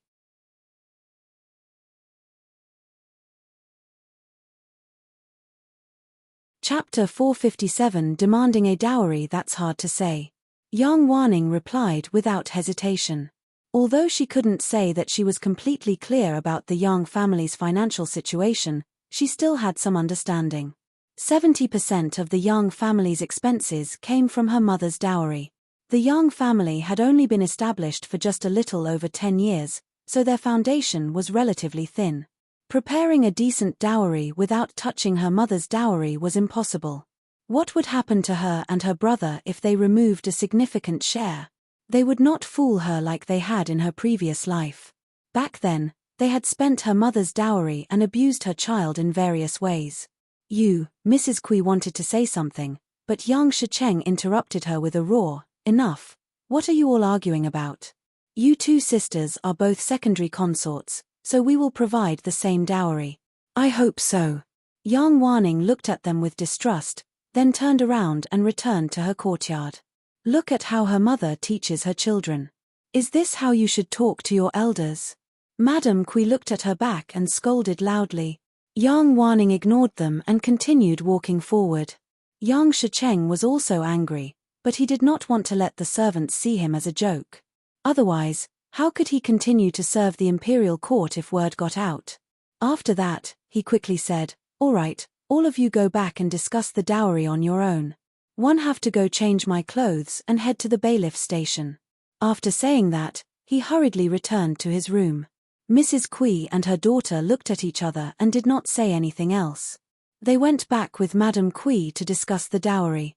At the same time, Mrs. Kui had also made up her mind to get rid of Yang Wanning. Otherwise, if they were to offer too expensive dowries, their family's good days would come to an end. After Yang Wanning returned, she asked her personal maid, Chun Shi, have you found Granny Qian? I found her at the Hot Spring Manor. She's now in charge of raising chickens there. As long as she's safe for now, it's fine. By the way, have you developed the grapevine I asked you to? Yes, basically every courtyard has one of us. It's just that it's not easy to arrange one at the old master's side. Let's not worry about him for now, and let's deal with Mrs. Chue first, especially since they emptied the Yang family's coffers to subsidize the Kui family. Understood. I'll keep an eye on this matter. Tell everyone to be careful, especially regarding food. Make sure to check before eating. After Yang Wanning finished speaking, she paused and asked, "Is eldest young master returning to the residence tomorrow?" "Yes, he'll be here the day after tomorrow and the day after." "All right, help me prepare some fine rice and fine noodles tomorrow. The day after tomorrow, one have to make some snacks to bring him to meet my cousin and cousin-in-law." "Yes, Chun," she replied. Finally, Zhu Ying glanced at the Zhu residence. As expected, Zhu Jiaqing was covered in rashes and couldn't rush to the manor. She was obediently nestled in her room, copywriting a book as punishment. After Zhu Ying looked around, she noticed Jiyu Chungrue had returned. She quickly got up and asked, "Have you seen the emperor?" "No, he said he was too tired and had to postpone it." After Jiyu Chungrue finished speaking, he glanced around the room and asked softly, "Is the emperor's fainting related to you?" Zhu Ying shook her head. "I'm not too sure. Maybe it's because I'm too far away, so I couldn't feel anything. But that could be the case. The timing is too coincidental." Jiyu Chungrue did not overthink it after hearing that. Instead, he asked, "How was your harvest today?"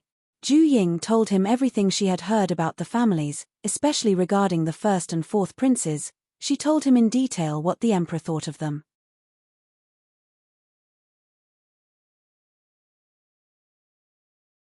Chapter 458. Looking around the residence, reining in and taking control. Jiyu Chungrue was slightly surprised when he heard her words but quickly understood what she meant. From the looks of it, the emperor's actions were to suppress the princes and even sow discord between them so that he could stay on the throne longer. Of course, the emperor was also using the couple and also trying to control them. It seemed that making the old thing faint and vomit blood once was still too light of a punishment. "Oh, right," Zhu Ying added. "Yang Wanning will bring her brother, Yang Chenglin, to visit us the day after tomorrow. I was just about to discuss this with you. Since the emperor has given us a residence, should we move out? Let's go over and take a look first. If we can live there, we'll go over. If we can't, we'll take the time to repair it." "All right, let's take a look after dinner." Jiyu Chungrue nodded. After the meal, the two brought Granny Ma from the courtyard to look for their bestowed residence. They didn't expect that it was in the alley beside the third prince's residence. It was a 3-entrance residence. The two had just entered when a white-haired old man with a crippled leg walked out. He sized Jiyu Chungrue up and asked, "Are you Scholar Jiyu Chungrue?" "That's right. Him. You're the old man who guards this residence. Uncle Zheng, right?" Yes, that's me. I cleaned the residence up after receiving the notice. Come, 111 bring you guys in for a walk." After Uncle Zheng finished speaking, he led them into the residence. After entering, they counted 11 rooms. While on the way to the second entrance of the residence, they noticed a rockery pond on the east side that covered half an acre of land. Some lotus roots were planted in it, some goldfish were swimming around, and 2 pavilions were built over it. On the west side was a bamboo forest with 2 adjacent courtyards. The second entrance of the residence had 3 independent courtyards that were connected by corridors. The central courtyard had 5 rooms, while the 2 side courtyards only had 3. From the 2 sides of the corridor to the back, a large garden occupied an area of about 1 acre. On the left side of the backyard were the servant rooms. On the right were the stable and a warehouse. When they finished looking at the entire residence, they knew it was pretty well preserved, and they could move in with just a bit more cleaning. After the couple finished looking around, they were surprised. Overall, this residence was more than decent, so Juying asked curiously, "Uncle Zheng, who did this residence belong to before?" The previous owner was Princess Ping Yang. It was her dowry. Uncle Zheng replied. The husband and wife looked at each other and understood why the specifications of a 3-entry residence were so grand. "Are you alone here now?" "Yes, I'm the only one here. When one have nothing to do, I'll help to air the rooms. When something breaks, I'll find someone to mend it. It's quite an easy job. Will you continue to stay?" Uncle Zheng shook his head. "No, I don't have an official position, and I'm still working as a bailiff. After you've checked and accepted it, 111 have to report back. If that's the case, please help us guard it for 2 more days. We'll officially take over in 2 days. Jiyu Chungrue asked. Then it's settled. Uncle Zheng nodded and led them out. After coming out, Ju Ying looked at the old woman who followed her and said, "Granny Ma, do you know where to buy firewood?" "You want to buy firewood?" Granny Ma paused momentarily and replied, "Someone specially delivers the firewood to our manor at a fair price. Why don't we ask them to deliver some to you directly? It saves us the trouble of bargaining." "That's a good idea. I'll heed your advice." Ju Ying nodded. After returning, the husband and wife requested Granny Ma to help them pass a message to the kitchen. The husband and wife found Butlet Feng and asked him to introduce them to a group of masons and carpenters. After that, the two went to the shop the emperor had rewarded them.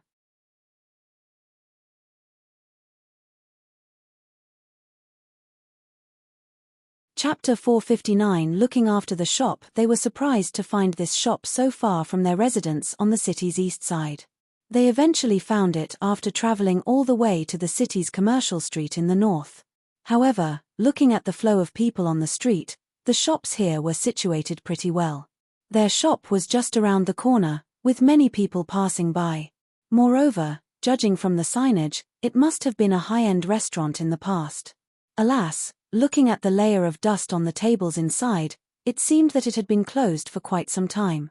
The couple walked to the silk shop next door, and Jiyu Chungrue asked the shop assistant inside, "Little buddy, when did the restaurant next door close?" "It's been locked up for a year." "Who are you?" the shop assistant asked. "Oh, this shop is ours now, so we came to get to know our neighbors." "Oh, you are Scholar Jiyu. I didn't expect you to be so well informed. Were you expecting us?" In the morning, some bailiffs came over and said that this restaurant was given to Scholar Jiyu by the emperor. They asked us to stop some people from asking too much. "Who owned this shop before? Why did such a great shop close down?" Ju Ying asked. "We don't know who it belongs to, but the reason it closed down was relatively straightforward. There was a lack of ingredients, and their food prices were too high. With such a vicious cycle, the family running it wasn't earning any money. I think they closed down after the snowstorm last year." "I see. Thank you, little brother." "You're welcome. Are you planning to run the restaurant after you take over?" "Why? Are you craving some good food?" "Yeah, it's convenient to eat if there's a restaurant right next to us." "That's true, but as you said, the food supply is still limited. I'm afraid you'll have to wait a little longer. But I'll open back up as soon as possible. I'll treat you to a big meal then. I'll remember that." "No problem. You go ahead with your work while I go in and look." Jiyu Chungrue walked to the restaurant with Ju Ying, unlocked the doors, and pushed them open.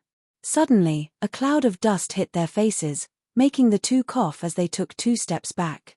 They waited for the dust to settle before walking in.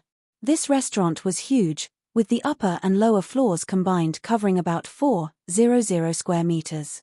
Moreover, the windows were large, making the room brightly lit. However, it was dirty all over because it had been closed for a long time.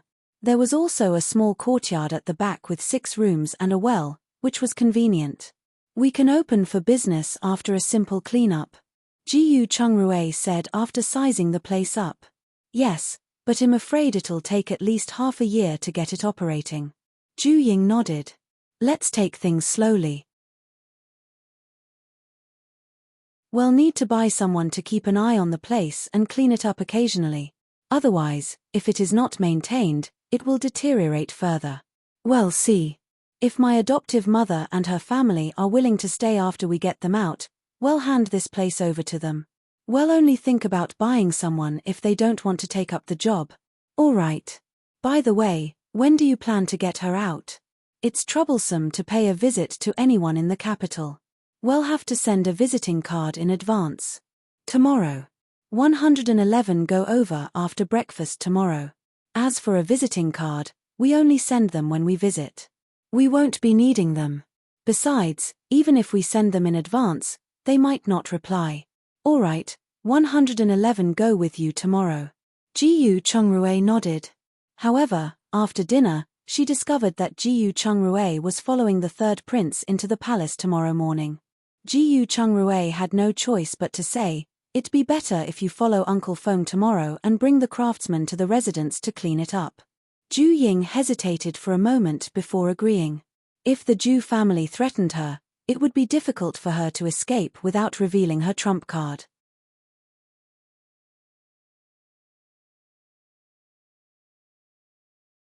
Chapter 4 63rd grade farming officer Ju Ying did not let Gu Chungrui enter her interspace at night and asked him to sleep early instead. Gu Chungrui woke up early the next day and followed the third prince into the palace. Ju Ying couldn't fall asleep after waking up, so she got up soon after he left. After washing up, she went straight to the small garden in the courtyard and started practicing her boxing. When the sun rose, Granny Ma walked over and said, "Lady Gu, I finally found you. The firewood seller is here and is waiting in the courtyard." So early? Ju Ying stopped her workout after hearing that. Not really. They live far away. If it's summer, they will come even earlier. Are you familiar with him? To tell you the truth, my nephew, Ma Dali, is the one selling firewood. I helped to pull some strings. Granny Ma said embarrassedly, "Don't misunderstand, as the firewood he sells is cheap. The imperial residence has been using it for several years.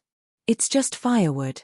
As long as the firewood is of good quality and the price is fair, it doesn't matter who I buy it from." Yes, yes. Granny Ma breathed a sigh of relief. When they returned to the courtyard, they saw a man in his 30s sitting on a stone. When he saw them enter, he immediately stood up and smiled at them. Ju Ying saw his clear eyes and knew he was not a cunning person. She nodded and asked, "Ma Dali, right? Other than the firewood from the prince's residence, how much more can you send over every day?" "Madam, how much do you want? If you want more, I can ask the villagers for some help." "You're smart. How about this? You hurry up and send a batch to Wutong Lane next door. I'll need about 100 stones." Ma Dali was delighted after hearing that, knowing this was a big job. He nodded and replied, "All right, 10 days, and I'll definitely deliver everything to you." "Great, let's price it according to the price you've given the prince's residence. This is the deposit, and I'll pay the rest when the firewood arrives." Ju Ying gave him a tael of silver after that. "Thank you. I'll start sending them over tomorrow." After Ma Dali finished speaking, he turned around and walked out. After dinner, Ju Ying went to find Butler Feng. Knowing he had gone to their residence, she immediately rushed over. After telling them how to renovate the place, Ju Ying also told them to connect the entire residence to a fireplace. She then handed this over to Uncle Zheng to help keep an eye on it before returning to the imperial residence. When she returned, Gu Chungrui was already waiting in the living room. However, he looked depressed. Ju Ying went forward and asked, "What's wrong? Did the emperor make things difficult for you?" "Not really. He set up a branch under the Ministry of Works." After the morning court passed the agreement, I was asked to take on the role of a third-grade farming officer, specializing in researching how to increase the yield of crops. Promoting sweet potatoes in the capital is my first mission. Why would you agree to that? What about practicing medicine? Of course, I didn't agree, but the emperor said I'd be taking over just for now. He'll replace me when he finds a more suitable official. Bullshit. What if he doesn't find one? No matter what, we won't be able to leave for a while. I guess you have to bear it for now. We'll talk about it after you promote the sweet potatoes. That's the only way. Fortunately, one have a proper income now. Gu Chungrui added, it's a good time to try to grow greenhouse vegetables, and we can use this to earn some money during the new year. What if the emperor doesn't let you go after seeing yet another successful project? In order to reopen the restaurant, we'll have to plant these vegetables sooner or later. It's better to include it in our performance now. Alright, there's a manor here. After we clean up the residence, we'll head over. I have the same thought. Gu Chungrui stood up. Let's go. Aren't we going to the Jew family? Let's go over now.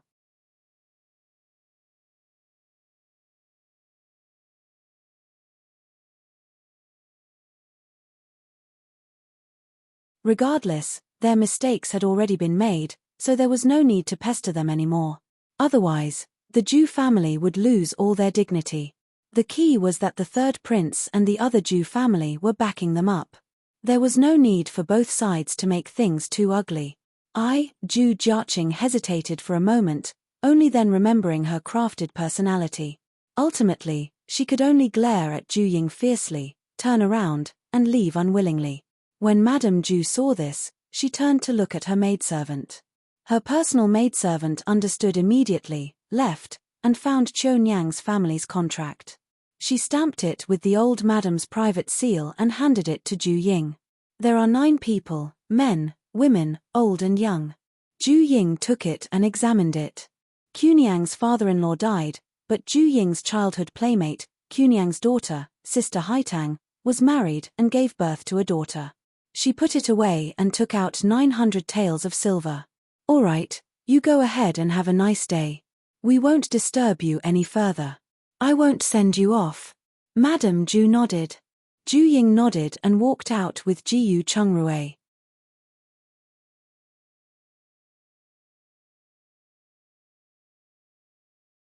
Chapter 462 Redemption 2. Just as she was about to leave the courtyard through the side gate, she suddenly saw a shadow coming at her head.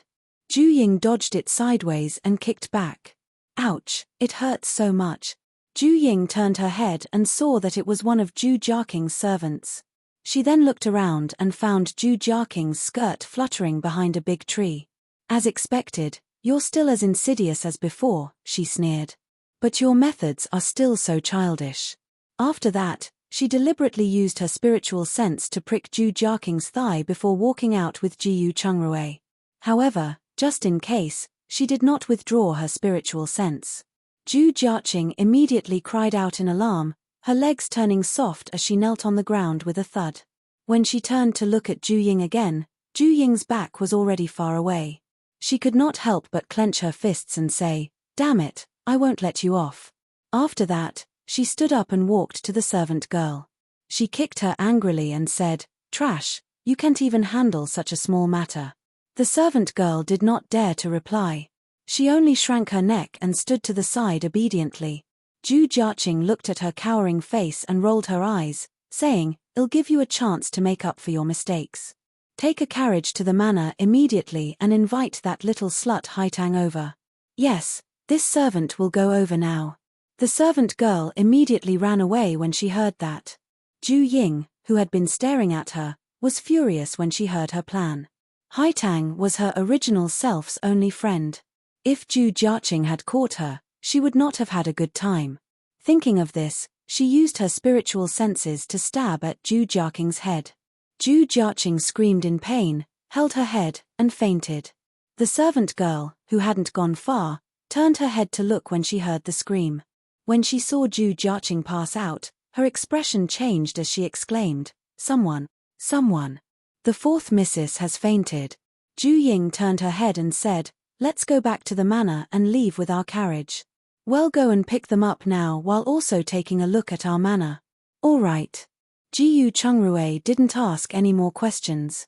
Instead, he nodded and followed her back to the imperial residence. He told Granny Ma they could drive their carriage to the manor directly if they didn't return at noon. However, when they passed by their manor, they did not enter. Instead, they went straight to the Ju family's manor. When they arrived at the manor, the husband and wife went straight to the head of the manor and showed them the contract they had bought. They went to Qiu Nyang's house together. Unexpectedly, they happened to bump into them as a family eating together.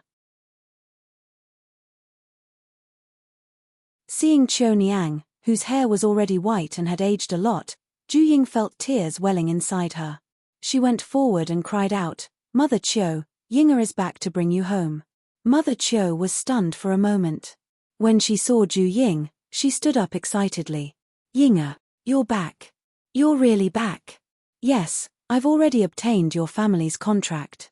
Pack up and follow me." "Go, where to?" "I have my own house and manor, you can go wherever you want. One can return your contract to you if you want to return to your hometown." After Qiu Niang heard this, she noticed Jiyu Chungrue beside her and asked in confusion, "But I senti the Jiyu family. Won't there be any trouble with you returning to the capital?" "No," Ju Ying shook her head and told them about the reward for the sweet potato. "Good, good. It's good that you've been exonerated. That's just great." When Qiu Niang said this, she looked at the food on the table and smiled. "Wait a moment, and I'll make some noodles for you."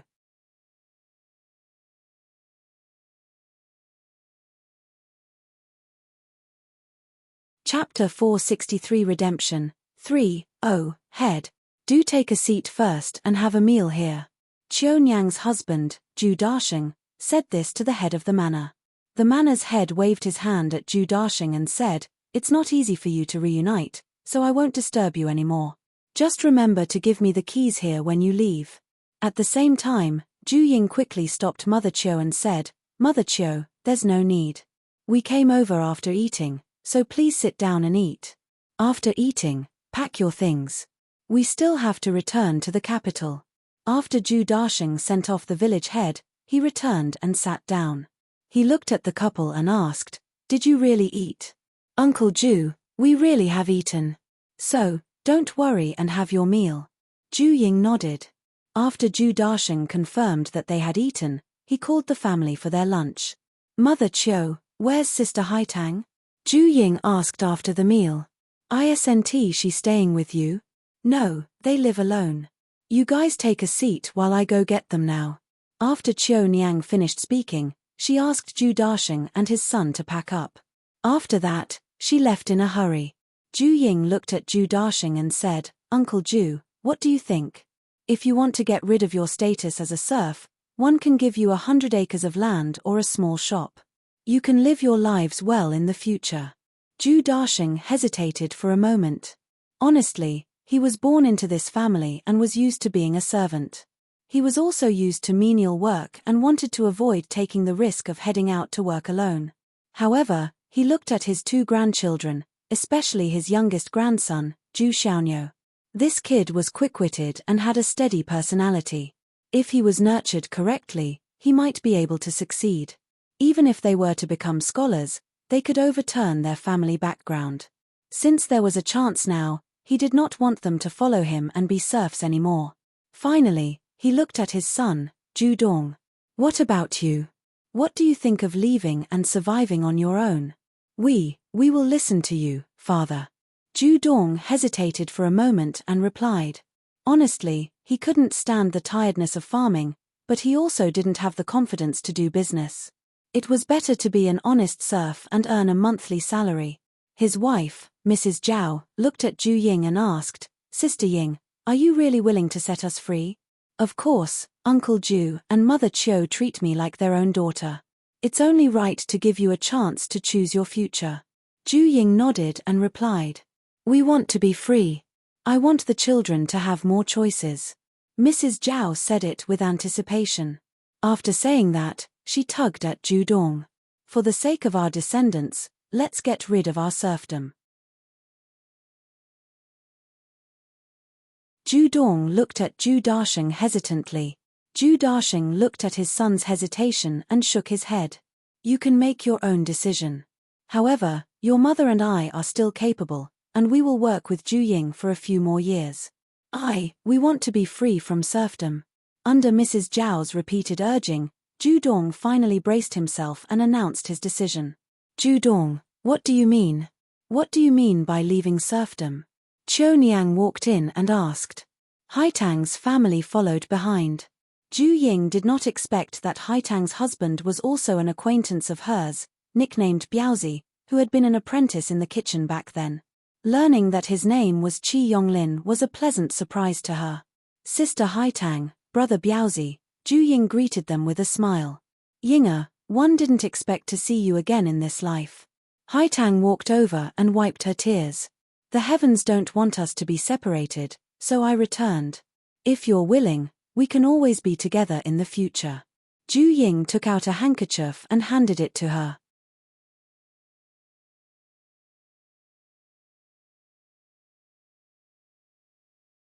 Chapter 464 Redemption 4. On the other end, Ju Dasheng also told Qiu Niang about Ju Ying wanting to set them free and their decision. Of course, Qi Yonglin also heard it and looked at the couple in surprise. What do you think, brother Qi? Jiyu Chungrui nodded and asked. If you want to get rid of your serfdom, 111 do it for you when we return to the capital. If you don't want to and want to improve your cooking skills, you can become a chef in our restaurant when it opens. Box novel. You guys are planning to open a restaurant? Qi Yonglin's eyes lit up. Yes, there is a restaurant among the emperor's rewards. However, there is a shortage of ingredients now, so we must wait a year and a half before it can operate smoothly. Qi Yonglin and Haitang looked at each other. Ultimately, the two of them decided to stay, but the child would no longer be a serf. After that, the two families quickly packed their stuff, rented 2 ox carts, and returned to the capital together. After arriving in the capital, Ju Ying went to the bailiff's office to complete the procedures according to their request. She temporarily arranged for their family to live in their residence's backyard. She also asked them to keep an eye on the renovation. After they left, Mrs. Zhao took their household registration and said excitedly, I didn't expect that we would be freed from serfdom. All right, this is a good thing for the future of the 2 children. But this time, we're in significant debt to them. With our family's situation, taking the initiative to redeem ourselves will cost us at least 50 taels each. So you all must remember this favor in the future. Also, consider whether you want to return to the village to farm or stay here. You could do some small business if you choose to stay here. But no matter what you do, you can't stay in this residence for long and must find a place to live quickly. Qiu Niang reminded them. Indeed. Since you're no longer a serf, staying here for long is not good. Ju Dasheng echoed. Since none of you are returning to the village, we will stay here too. We want to have a shop and do some small business. Ju Dong said. Mrs. Zhao pondered for a moment and did not refute. Firstly, the Capitus Academy was a great chance for their children. Secondly, her parents-in-law were all here, and they could help each other out if there was anything. Moreover, her mother-in-law and sister-in-law were both skilled. They wouldn't lose money even if they opened a small shop selling food or snacks. What do you mean you want a shop? Even if Yinga has an empty shop, you can use it but can't take it for yourself. Otherwise, you might as well stay as a serf. Moreover, if you earn money from that shop, even if you don't pay the rent, you must show gratitude. Otherwise, it will lead to problems sooner or later. Indeed. Although Yinga grew up with our mother's milk, she's only indebted to our parents, not us. Haitang echoed. Ju Dong opened his mouth after hearing this but did not say anything else. After all, they needed Ju Ying's protection if they wanted to stay in the capital.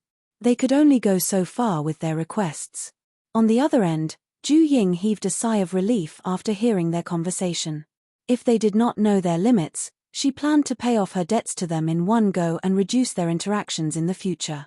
When they returned, the sky had already darkened. Just as they were about to return to the guest courtyard, one of the third prince's personal guards, Guard Chu, walked over and said, Lord Gu, Lady Gu, His Highness invites you to the main courtyard for dinner when you return. Gu Chungrui was initially surprised, but he knew there was a problem that needed to be discussed. He said, "Please lead the way, Guard Chu. Please." After Guard Chu finished speaking, he made an inviting gesture and led them to the main courtyard. After entering the courtyard, they saw that Zhu Huaiming was also there. Jiyu Chungrui had already guessed an inkling of what was happening.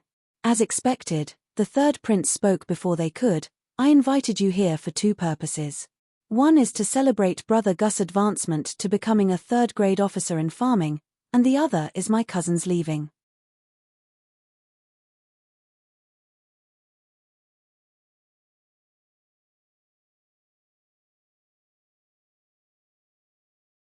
After they left, Zhu Huaiming hesitated momentarily before handing the information he had found on Sun Miaoke to the third prince.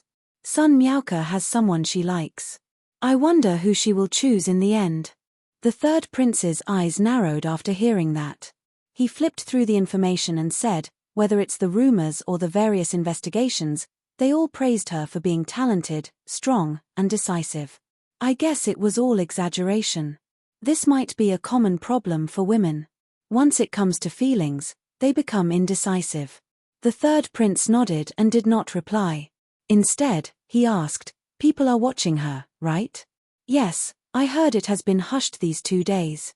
She must be considering the gains and losses. You can talk to Chu Fan. If there's any news, just send it to me. You plan to, I'll wait for their decision. It's up to her." "Understood. I'll set off now. Go. Bring enough people and be careful on the way." After the third prince finished speaking, he stood up and sent him out of the courtyard. Madame Zhu discovered Jiyu Chungrui had become a third-grade farming officer while the Zhu family sat together and chatted. "Damn," she said regretfully. "You're tuning in to the Dreamy Chapters YouTube channel. We're so grateful for your support, and don't forget to subscribe to join us on this incredible journey through captivating stories. Your generosity through donations truly makes a world of difference, as it's the primary source of revenue that allows me to expand and enhance this channel for you. Thank you from the bottom of my heart for being a part of this adventure.